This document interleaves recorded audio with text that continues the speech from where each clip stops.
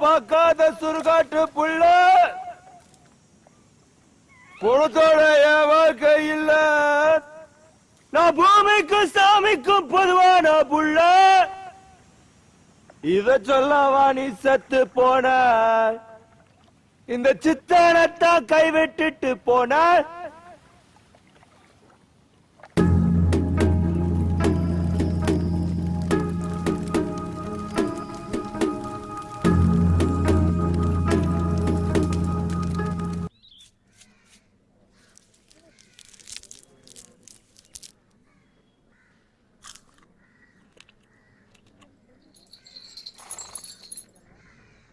கோமதி எப்படி இருக்க?